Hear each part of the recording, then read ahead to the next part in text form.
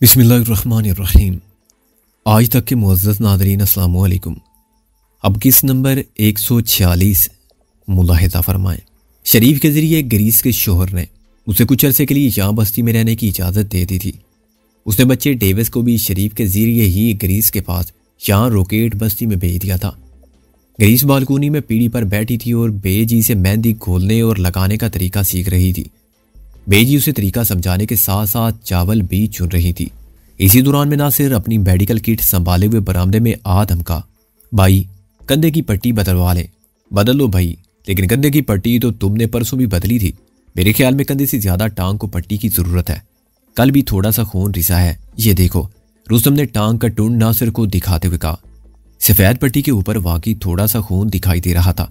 इस खून की परवाह ना करें भाई, अभी कुछ दिन तक जख्म का ताज़ा रहना जरूरी है।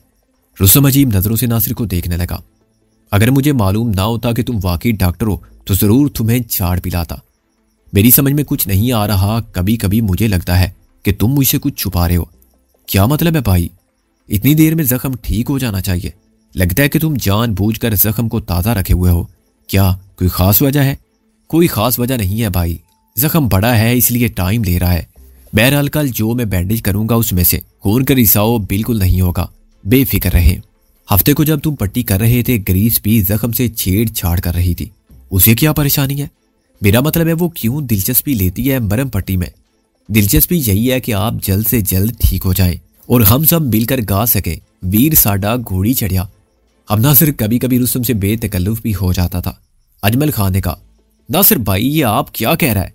रुस्तम भाई घोड़े पर सवार होगा? नहीं यार, मैं सिर्फ शादी के गाने की बात कर रहा हूँ। ओहो, फिर ठीक है, अजमल खान ने कहा।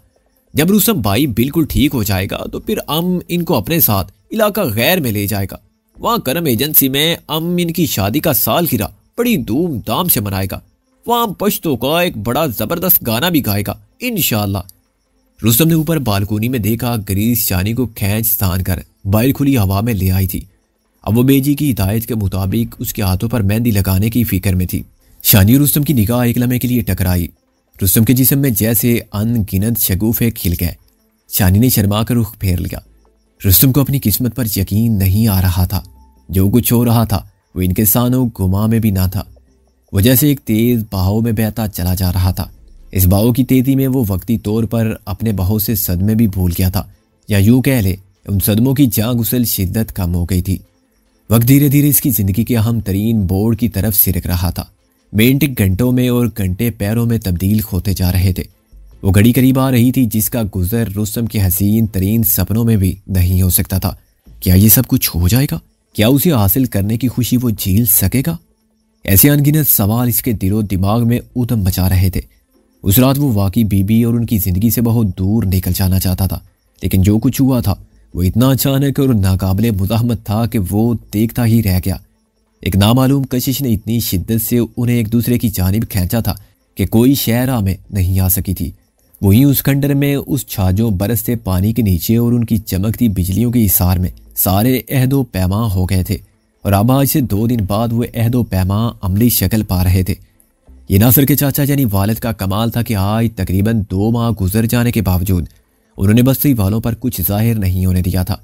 किसी को मालूम नहीं था कि इस 4 दीवारी में जो एक कटी टांग वाला शख्स मौजूद है वो पूरे मुल्क की पुलिस को बड़ी शिद्दत से मतलूब है। ना ही किसी को ये पता चला था कि नासिर और अजमल खान वादी सून के डेरे से भागे हुए मुजरिम है और इंतजामिया ने इनके सरों की गरां कीमत मुकर्रर कर रखी है। बस्ती के लोगों को यही पता था कि नासिर चाचा इब्राहिम का भतीजा है और खान इसका कबायली दोस्त है। वो दोनों यहाँ मुर्गी खाना बनाना चाह रहे हैं और इस सिलसिले में मुनासिब जगह की तलाश में है। चाचा इब्राहिम को बस्ती में मियाँ जी कहा जाता था और उनकी इज्जत की जाती थी।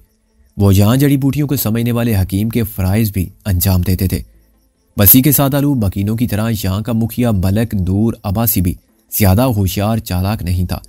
चाचा इब्राहिम की उससे दोस्ती थी और वो चाचा पर बहुत ज़्यादा एतबार करता था क्योंकि उसकी बीमार बेटी चाचा की इलाज मुआलजे और मशवरों ही से बच सकी थी। चाचा के बर वक्त मशवरे से दूरी उसे रावलपिंडी ले गया था और हॉस्पिटल में एक बड़े ऑपरेशन के जरिए दूरी की बेटी ने बैक वक्त 3 तंदुरुस्त बच्चों को जन्म दिया था। जबकि बस्ती की एक दाया नवीद ये सुना रही थी कि लड़की के पेट में बच्चा है ही नहीं बल्कि रसोली वगैरह है। इस बस्ती में रहते हुए चाचा इब्राहिम को अगर किसी तरह का कोई अंदेशा था तो अनवर नागी नामी शख्स से था। नागी मुतलका पुलिस चौकी का हवालदार था और महीने में एक आध बार बस्ती का चक्कर जरूर लगाता था। वो नूरी के घर में ठहरता था, मक्खन में तली हुई मुर्गी खाता था, गुड़ की शराब पीता था और किसी न किसी मद में 1000-1500 का भत्ता वसूल करके चला जाता था। सिले के तौर पर जब कभी कभार 4-6 महीने बाद बड़ा थानेदार बस्ती का चक्कर लगाता था तो नागी उसे सब मकीनों के बारे में सब अच्छा की रिपोर्ट दे देता था। चाचा इब्राहिम अपने खम नवाला और प्याला नूरी से हर बात कह लेता था। अभी तक बस्ती में नूरी वाहिद शख्स था जिसे चाचा इब्राहिम ने रुस्तम नासिर खान की असलियत बताई थी। अगले 36 घंटे रुस्तम ने शदीद तरीन जज्बाती कैफियत में गुजारे। वो जानता था दूसरी तरफ शानी बीबी की हालत भी ऐसी होगी। लम्हे जैसे वजनी पत्थरों की तरह बारीक हो गए और आगे को सिरकते ही नहीं थे। रुस्तम जब तसव्वुर में सोचता था कि वो शबे अरूसी को अपनी बीबी के रूबरू होगा तो उसका पूरा जिस्म जैसे धड़कन बन जाता था। एक अनोखी सनसनाहट खून के साथ इसकी रगों में दौड़ने लगती थी। इसे लगता था जैसे ये सब कुछ हकीकत में नहीं है, वो कोई नाकाबिले यकीन सपना देख रहा है। शादी से एक रोज पहले सांगर अपनी नौब्याता बीवी चंदू के साथ आ गया। घर में थोड़ी सी मजीद रौनक हो गई। सरदार गुलाम कबीर की मौत के बाद नौखेज चंदू को आज़ादी मिली थी और अब वो वाकई जिंदा नजर आ रही थी। रात को ग्रीस चंदू और बेजी ने शानी को बाकायदा पीला जोड़ा पहनाया और इसके हाथों पर मेहंदी लगाई। बस्ती के घरों में मीठे चावल तकसीम किए गए। ताम किसी को मालूम नहीं था कि इन चावलों के पीछे असल वाकया क्या है। ग्रीस इन सारी रस्मों में बड़ी दिलचस्पी ले रही थी। उसने जबरदस्ती रुस्तम के सर पर मेहंदी उंटेली और उसे छेड़छाड़ की बातें करती रही। चंदूर बेजी ने मुकामी अंदाज में 2-4 गीत भी गाए। जब से शादी के दिन मुकर्रर हुए थे शानी ऊपर वाली मंजिल पर चली गई थी। अब उसे ब्याह कर नीचे वाली मंजिल पर आना था। एक तरह से बालाई मंजिल से नीचे तक का सफर शानी के लिए मैं कैसे ससुराल का सफर था। अजमल खान की ख्वाहिश थी कि वो रुस्तम को छोटी सी बारात की शक्ल में ऊपर की मंजिल तक ले जाए। इस बारात में सांगर, नासिर, चाचा इब्राहिम और उनका कारिंदा शरीफ और वो खुद शामिल रहे। खान ने अपनी ख्वाहिश का इज़हार किया तो रुस्तम ने कहा, लगता है तुम अंदर से अब भी पुलिस वाले हो, मुझे मजीद जख्मी करके बेकार करना चाहते हो। क्या मतलब है रुस्तम भाई? जख्मी टांग के साथ लकड़ी की सीढ़ियां चढ़ाओगे तो यही कुछ होगा ना। अम्मा आपको कंधे पर उठाएगा जनाब, आपको झटका तक नहीं लगने देगा। अम्मा आपके लिए बिल्कुल अरबी घोड़ा बन जाएगा। 4 टांगों वाले घोड़े गिरा देते हैं और तुम तो फिर 2 टांगों वाले हो। नासिर ने कहा, मैं अपने मरीज को इस रिस्क में नहीं पड़ने दूंगा भाई, नीचे ही रहेंगे, यहीं पर निकाह होगा, हम सब ऊपर जाकर दुल्हन को ले आएंगे। थोड़ी सी बहस व तमहीज के बाद यह मामला तय हो गया। रुस्तम के लिए कमरा नासिर और सांगर ने अपने हाथों से तैयार किया। ये वही कमरा था जिसकी चौबी खिड़की में आबशार नुमान झरना नजर आता था और इसके इर्द गिर्द बेशुमार रंग बिरंगे फूल और पौधे थे। चीड़ और चिनार के 3 देवकामन दरख्तों ने इस झरने को और भी खूबसूरत शक्ल दे रखी थी। अजमल खान झरने के इर्द गिर्द मौजूद फूल ढेरों के हिसाब से तोड़ लाया था। चंदू बेजी और ग्रीस ने दोपहर के वक्त देर तक बैठकर इन फूलों से लड़ियां पुरोईं। बाद अज़ां ये लड़ियां रुस्तम के कमरे में आवेज़ा की गई। इसके बिस्तर को भी फूलों से ढांप दिया गया। ये फितरी अंदाज की नहाए सादा लेकिन दिल आवेज आराइश थी। फूलों की महक पूरे कमरे में फैली हुई थी। कुछ फूल दुल्हन की आराइश के लिए रख दिए गए थे। शादी के लिए रूसी जोड़े का एहतमाम चंदू ने किया। वो अपने गांव से ये गुलाबी जोड़ा बड़ी चाहत से तैयार करके लाई थी। उसे खूबसूरती से काढ़ा गया था और उस पर गोटा, किनारी, सितारे और सीपियां वगैरह जड़ी गई थी। एक दिन पहले शानी ने यह जोड़ा पहनकर देखा था और ग्रीस के अल्फाज में वो इस लिबास में क़यामत नजर आ रही थी। रुस्तम के लिए जोड़े का एहतमाम बेजी ने खुद किया। वो खुद कई दिन तक ये भारी भरकम जोड़ा बड़े चाव से सीती रही थी। इस शादी में निकाह ख्वां के फराइज चाचा इब्राहिम ने अदा करने थे। वो इससे पहले बस्ती में कई निकाह पढ़ा चुके थे। दुल्हन के वली के तौर पर अजमल खान मौजूद था। दूल्हा के सरपरस्त के तौर पर नूर अब्बासी का नाम था। 2 गवाहान के दस्तखत वगैरह बाद अज़ां चाचा इब्राहिम ने खुद कराना थे। शादी के रोज मुकामी रिवाज के मुताबिक सापैर के वक्त रुस्तम को खारे चढ़ाया गया। ये बारात से पहले दूल्हा के नहाने की रस्म थी। नहाने के बाद रुस्तम ने बेजी का तैयार किया हुआ जोड़ा पहना। यह रंगीन रेशमी कुर्ते और सब्ज धारीदार मजली पर मुश्तमिल था। सर पर एक खुश रंग साफा था। ये सारे कपड़े कढ़ाई वाले थे। इस कढ़ाई के हर धागे में रुस्तम को बेजी का प्यार गूंदा हुआ महसूस हुआ। इसे लगा कि अपनी जिंदगी के इस खुशगवार तरीन मौके पर वह तनहा होने के बावजूद तनहा नहीं है। बेशक इसके अपने इर्द गिर्द मौजूद नहीं, लेकिन कुछ ऐसे लोग मौजूद हैं जो इसे अपनों ही की तरह प्यार करते हैं। निकाह के लिए शाम का वक्त तय था। जो ही चिराग रोशन हुए अजमल खान ने बहुत सी मोमी शमें बड़े कमरे में रोशन कर दी। चाचा इब्राहिम ने खास किस्म का अतर दरो दीवार पर छिड़क दिया। इन हसीन लम्हों में 2 सदमे ऐसे थे जो रुस्तम के दिल को मुसलसल खचोके लगा रहे थे। एक बड़ी बहन आपो जायदा का ख्याल जो दिन रात इसकी शादी के सपने देखती थी, उन्होंने इसकी होने वाली दुल्हन के लिए दर्जनों जोड़े और जेवर तैयार कर रखे थे। हर आती जाती सांस के साथ उनके सीने में ये फांस चुभती थी कि उनका इकलौता भाई बिन ब्याह है और मौत उसके ताकुब में है। रुस्तम के लिए दूसरा सदमा वड्डे डेरे के कत्ले आम का था और यह सदमा शदीद तरीन था। इसके तस्वुर में आज अपने दोस्तों के चेहरे ज्यादा शिद्दत से रुस्तम को याद आ रहे थे। वो भूखे प्यासे चेहरे खून में नहाए हुए और गर्द में लुथड़े हुए। वो एक एक को सोचता था और अंदाजा लगाता था कि आज अगर वो उनके साथ होता तो कितना खुश होता। खास तौर पर अपने खमराज हसना गुजराती का ख्याल रह रहकर इसके दिमाग में बेख की तरह गड़ जाता था। उन सब लोगों के दर्दनाक अंजाम का तस्वुर इसे अपनी तरफ खींचता था, इसे पुकारता था। इसका दिल चाहने लगता था कि सब कुछ छोड़ छाड़ कर किसी तरफ निकल जाए। ऐसे में बीबी का महबूब तरीन तस्वुर इसके आड़े आता था और अपनी तमाम तर तवानाइयों के साथ इसे रोक लेता था। चाचा इब्राहिम ने रुस्तम का निगाह पढ़ाया। इजाब व कबूल के मराहिल तय हुए, मुबारकबाद दी गई। सब ने बारी बारी रुस्तम को मिठाई खिलाई। शानी की जूठी मिठाई रुस्तम को खिलाई गई और रुस्तम की शानी को फिर खाना हुआ। इस खाने में भी बेजी, चाचा और नासिर की बेपनाह मोहब्बत रची बसी थी। खाना थोड़ा थोड़ा पकाया गया था, ताम ये वही था जो शादी ब्याह में होता है, पुलाव, जर्दा और कोरमा वगैरह। खाने के बाद गपशप का सिलसिला शुरू हुआ। वो घड़ियां करीब आ रही थी जो रुस्तम के लिए जिंदगी की महाराज थी। अचानक रुस्तम को अंदाजा हुआ कि अजमल खान इर्द गिर्द मौजूद नहीं है। कहाँ गया वो? रुस्तम ने नासिर से पूछा। कहीं सचमुच बस्ती में ऐलान करने ना चला गया हो? नासिर ने कहा। उसका दिल लोगों को ये बताने के लिए मचलता रहता है कि वो आम शहरी नहीं, पुलिस का हवालदार है और रुस्तम सियाल के प्यार में जोग लेकर इस बस्ती में घूम रहा है। सांगर ने अजमल खान को 1-2 आवाजें दी, फिर बोला, मेरा ख्याल है जी वो कुछ खैर खैरात करने गए हैं। अभी जरा देर पहले मुझसे यही बात कह रहे थे। शानी को बालाई मंजिल से नीचे लाया जा रहा था। रुस्तम की निगाह उस पर पड़ी। वो एक बावकार दुल्हन दिखाई देती थी, सुर्ख मुकामी लिबास में फूलों से सजी हुई। गरीस के साथ जीना बजीना उतरती वो कोई आसमानी मखलूक लग रही थी, या कोई अप्सरा जो चांद से उतरी हो और जमीन का हर जर्रा उसके एहतराम में सर निगो हो गया हो। वो बेजी, गरीस और चंदू के हमरा अपने कमरे में चली गई। रुस्तम का ध्यान एक बार फिर अजमल खान की तरफ चला गया। वो बताए बगैर कहाँ निकल गया था? रुस्तम जानता था वो सब नहायत मखदूश हालात से गुजरे हैं। बेशक वो पोटोहार से बाहर निकल आए थे, लेकिन मुल्क से बाहर तो नहीं निकले थे। किसी वक्त कुछ भी हो सकता था। यही सबब था कि वो अपने साथियों की तरफ से हर वक्त बाखबर रहता था। अचानक ऊपर तले होने वाले जोरदार धमाकों ने सबको चौंका दिया। ये धमाके मकान के अगम में करीबन 20-30 मीटर के फासले पर हुए थे। सांगर और नासिर दफतन खड़े हो गए। सांगर भागकर कमरे में चला गया और अपनी राइफल निकाल लाया। नासिर का चेहरा भी धुआं था। वो सख्त तजब्जुब के आलम में कभी रुस्तम की तरफ देखता, कभी दाखिली दरवाजे की तरफ। धमाकों की आवाज से पता चलता था कि ये ज्यादा ताकतवर नहीं, मगर इनका फासला बहुत थोड़ा था। अचानक अजमल खान मुस्कुराते चेहरे के साथ झूमता हुआ घर में दाखिल हुआ। कैसा लगा आपको आवाज? उसने सेहन में पहुंचते ही खांख लगाई। कैसा आवाज? नासिर ने पूछा।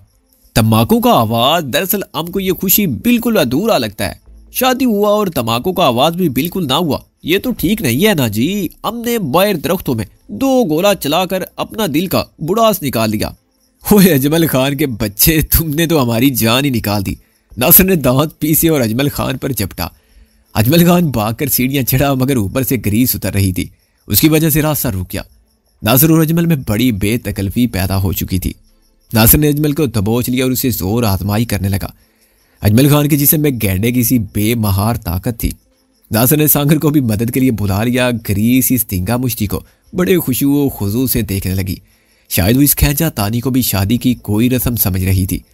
इसी दौरान में चाचा इब्राहिम आगे बढ़े और उन्होंने गुथम गुथा दोस्तों को एक दूसरे से जुदा किया। और अब रुस्तम उजला अरूसी में था।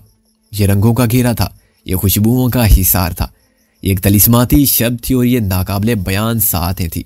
वो उसनो वकार की देवी थी और वो उसका पुजारी था। और आज इन दोनों के दरमियान कोई दीवार ना थी। रुस्तम ने अपनी लाठी दीवार के साथ रखी और बसैरी का सहारा लेते हुए शानी के करीब बैठ गया। शानी बीबी के हसीन हाथों में मेहंदी के खूबसूरत फूल फूटे थे। उनके कानों और गले में मोतिये और गुलाब की कलियों का जेवर था। रुस्तम जो अपने दुश्मनों के लिए आहन और फौलाद था, मोम की तरह नर्म और मेहरबान दिखाई देता था। इसे हिम्मत नहीं हो रही थी कि बीबी का चेहरा छुए, लेकिन ये जिसारत तो उसे करना ही थी। उसने बीबी की ठोड़ी को उंगली से ऊपर उठाया और कहा, बीबी, एक दिन आपने बड़े दुख से कहा था कि गड़े पके भी हों तो जनाब का पानी प्यार करने वालों को रास्ता क्यों नहीं देता। देख ले, आज जनाब ने रास्ता दे दिया है। अब तो आपको शिकायत नहीं है ना। बीबी ने पलकें झुकाए झुकाए नफी में सर हिलाया। बीबी, उस रात खंडर में हमारे दरमियान तय हुआ था कि हम अब अपनी शादी के हवाले से कोई बात नहीं करेंगे। हम जो हैं और जैसे भी हैं अब एक दूसरे को कबूल कर लेंगे। हाँ, हुई थी बात, शानी ने होले से कहा, लेकिन मैं उस बारे में एक बात कहने की इजाज़त चाहता हूँ। रुस्तम ने अपने हाथ होले से शानी के मेहंदी लगे हाथ की पुश्त पर रख दिया। शानी ने लर्ज कर रुस्तम की तरफ देखा। वो बोला, बीबी, जिंदगी का ये नया सफर शुरू करने से पहले एक सच आपको बता देना चाहता हूँ। क्या? बीबी, मैं आपसे बहुत प्यार करता हूँ, इतना प्यार जितना आपकी सोच में भी नहीं आ सकता। बस ये कहना था? शानी के हसीन चेहरे पर शर्म अमेज मुस्कुराहट उभरी। नहीं बीबी, कुछ और भी, रुस्तम ने कहा और शानी के दोनों हाथ अपने हाथों में पेंच लिए। वो कुछ देर खामोश रहा, फिर शानी से नजर मिलाए बगैर बोला, आपको पहली बार नारपुर की हवेली में देखा था। मैं सख्त जख्मी था, आपने मुझे संभाला था। जब आपको देखा बीबी, उसके बाद किसी को नहीं देखा। उसके बाद कोई औरत मेरी जिंदगी में नहीं आई। हाँ बीबी, कोई औरत नहीं, नादिया भी नहीं। शानी एकदम चौंक कर उसे देखने लगी। दोनों की निगाहें कितनी ही देर एक दूसरे में गड़ी रहीं। तब रुस्तम ने इस बात में सर हिलाया, सच कह रहा हूं बीबी, आपके बाद मुझे कुछ नजर ही नहीं आया, अपना आप भी नहीं। बस जिधर देखा आपको देखा, आपके प्यार को देखा, आपकी खुशबू पाई। मैं जानता हूं आप मेरी इस खता पर मुझसे नाराज हो सकती हैं। मैं आपके हुक्म के खिलाफ चला। मैं नादिया को वो खुशियां ना दे सका जो वो चाहती थी, लेकिन ये मेरे बस में ही नहीं था बेबी। जो कुछ मेरे पास था ही नहीं, मैं उसे कैसे देता। वो बड़े डेरे पर मेरी बीवी बनकर रही, लेकिन सिर्फ नाम की बीवी। बहरहाल इस बात की मुझे तसल्ली है बीबी कि मैंने उसके लिए वो सब कुछ किया जो कर सकता था। शानी की नजरें बदसूर रुस्तम की नजरों में गड़ी रहीं। शानी की आंखों में आंसू तैरने लगे, उसके होंठ लर्जे। यूं लगा जैसे वो कुछ कहना चाहती है, लेकिन फिर जज्बात गालिब आ गए। उसने एकदम बाजू बढ़ाकर रुस्तम को गले से लगा लिया। उसके कंधे पर अपनी ठोड़ी टिकाए गुलू गिर लहजे में बोली, तुम क्या हो रुस्तम, मुझे तुम्हारी कुछ समझ नहीं आती। तुमने मुझे दीवाना कर दिया है। जितना सोचती हूं उतना ही तुम मेरी समझ से बाहर होते जा रहे हो। आप भी तो ऐसी हैं बीबी, प्यार करने वाले ऐसे ही होते हैं बीबी।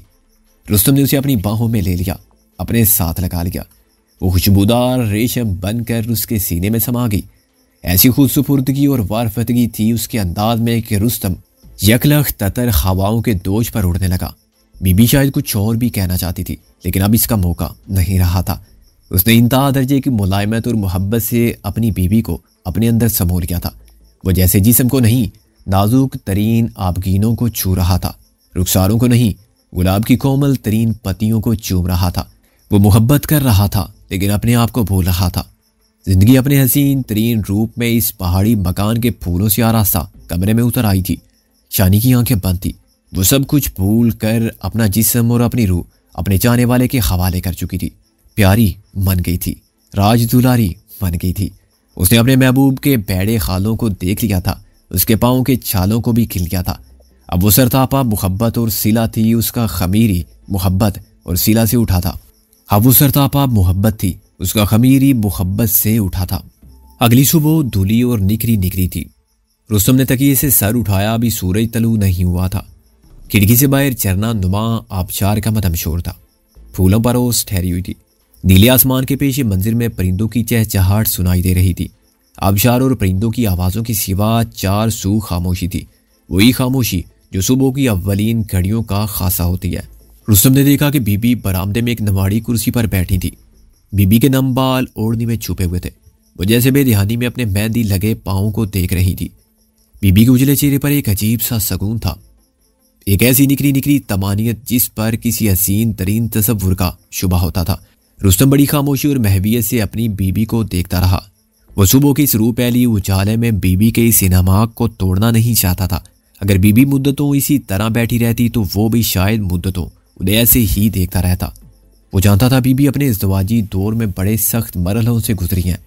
वो शीशा थी और उन्हें एक पत्थर शोहर मिला था, बल्कि शायद वो शोहर था ही नहीं, वो तो एक दुश्मन खानवादे का दुश्मन फर्द था जिसने एक शबनम सिफ्त लड़की से फनकारते शोले का सा सलूक किया था। उसने नाजुक दिल बीबी के सामने अज़दवाजी रिश्ते की एक ऐसी भयानक मिसाल पेश की थी कि कोई और होती तो शायद हमेशा के लिए उसे मर्द की सूरत ही से नफरत हो जाती। लेकिन वो बीबी थी महर मोहब्बत एसार की देवी, जिसे देवमालाई परिंदा अपने कफस में राख होता है, जैसे देवमालाई परिंदा अपने कफस में राख होता है और उस राख से फिर जिंदा हो जाता है। बीबी भी अपने बेपनाह इस्तकलाल के तफैल अपनी राख से फिर वजूद में आई थी। रुस्तम को सब कुछ जागती आंखों के ख्वाब जैसा लग रहा था। वो बड़ी खामोशी के साथ अपनी जगह से उठ खड़ा हुआ। अपनी लाठी टेकता हुआ वो आहिस्तगी के साथ बाहर निकल आया। सेन में भी सुकूत था। चाचा इब्राहिम के सिवा सभी सो रहे थे। कहाँ जा रहे हो पुत्र? सेन के आखिरी सिरे पर मौजूद चाचा ने उससे पूछा। बस यूं ही जरा घूमने जा रहा हूँ, दोपहर तक आ जाऊंगा, रुस्तम ने कहा। अरे दोपहर तक? चाचा ने हैरानी से कहा। तुम्हारी बेजी तो अभी थोड़ी देर में उठकर तुम दोनों का नाश्ता तैयार करने लगेंगी। कोई बात नहीं, आप सब नाश्ता करें, मैं दोपहर का खाना आपके साथ खाऊंगा। दुल्हन को बता दिया है? नहीं चाचा, उसे आप बता देना, वरना वो जाने नहीं देगी। लेकिन मेरी खातिर चाचा, रुस्तम ने तेजी से उनकी बात काटी। चाचा एक तवील सांस लेकर रह गया। रुस्तम को बगौर देखते हुए बोला, पुत्र तुम कहीं किसी वजह से नाराज तो नहीं हो? मेरा मतलब है दी रानी से तो कोई बात नहीं हुई? नहीं चाचा नहीं। रुस्तम ने मुस्कुराकर चाचा का कंधा दबाया। बस यूं ही दिल चाह रहा है जरा खामोशी से दाएं बाएं होने को। चाचा ने इस बात में सर हिलाया। रुस्तम लाठी टेकता हुआ बाहर निकल आया। अभी इस छोटी सी पहाड़ी बस्ती में भी बेदारी के आसार नहीं थे। इक्का दुक्का मुर्गियां और 2-4 बकरियां सरसब नशेबो फराज पर घूम रही थी। चाचा इब्राहिम की वसी फुलवारी में से होता हुआ रुस्तम एक ढलवान पर निकल आया।